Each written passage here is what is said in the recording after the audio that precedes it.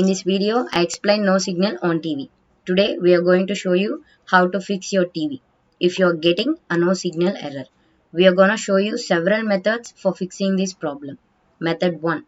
The first thing to try here is really the simplest. Just basically unplug your TV from the wall, wait about 60 seconds. Now, don't be impatient. Here, wait for the 60 seconds. Then plug it. This will reset your TV. If it not clears the problem, then let's go on to the next try. Method 2. Look on back or side of your TV. You want to make sure your HDMI cable is securely plugged into the back of the connector. Next, press the input button on remote. Go to HDMI port. Select the HDMI port number that the device is connected to your TV. If this video helped you out, please leave a like and comment down below. If this worked for you, thanks for watching.